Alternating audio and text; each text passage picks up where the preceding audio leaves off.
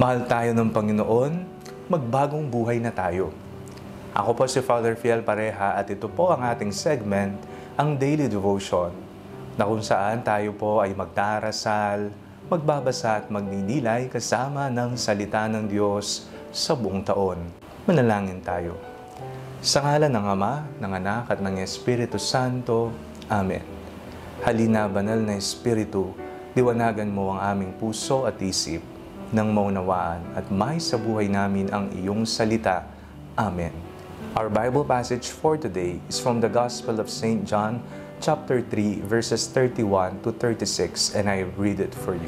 The one who comes from above is above all. The one who is of the earth belongs to the earth and speaks about earthly things. The one who comes from heaven is above all.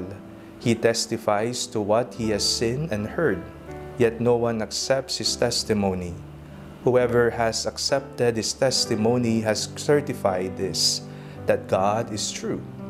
He whom God has sent speaks the words of God, for he gives the Spirit without measure. The Father loves the Son and has placed all things in his hands. Whoever believes in the Son has eternal life.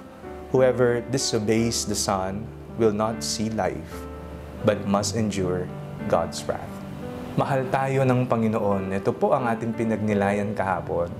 Nakita natin kung papaanong sa kagandahang loob ng Diyos ay ibinigay niya ang kanyang kaisa-isang anak para sa atin upang iligtas tayo, upang tayo ay maging mas malapit pang muli sa Panginoon. Ngunit ang Ebanghelyo po ngayong araw na ito ay may karugtong na paalala.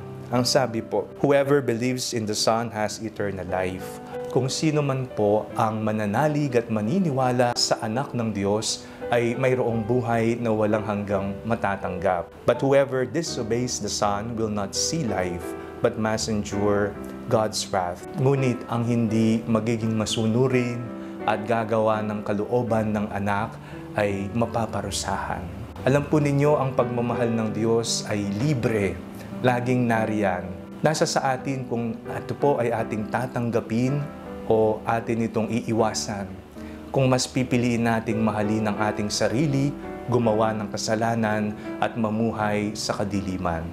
Oo nga, mayroon po tayong Panginoon na mapagmahal at maawain. Hindi po yun magbabago. Ngunit tayo pong tao kasi ang palaging nagbabago. Kapag nakuha natin ang biyaya, tayo nagiging masaya, minsan nakakalimot na, o kaya naman mas pinipili natin ang mga bagay na ikapapahamak natin. At yun nga, ito'y magdadala sa atin sa kaparusahan. Lagi mong tandaan sa iyong puso, itanim mo sa iyong kaisipan ng mais sa buhay mo araw-araw. May this be a reminder to all of us that God loves you, but please change your life for better and according to the will of God. Manalangin tayo. Panginoong Jesucristo, turuan mo ang aming mga puso na makapagbago, nang tuloy-tuloy naming matanggap ng buong buo ang iyong anak na naparito upang kami ay sagipin at mahalin. Amen. Sa ngalan ng Ama, ng Anak at ng Espiritu Santo. Amen. Huwag po ninyong kalimutang i-like ang video ito, mag-comment po kayo and share it with your family and friends. Ang Panalangin Bago Matulog ay may sariling Facebook page na po. Huwag niyo pong kakalimutang mag-like at mag-follow dito, and do not forget to subscribe to our YouTube channel. I-click niyo lamang po ang link na nasa description ng video ito, o kaya naman po just search Father Fiel Pareha. God bless you po.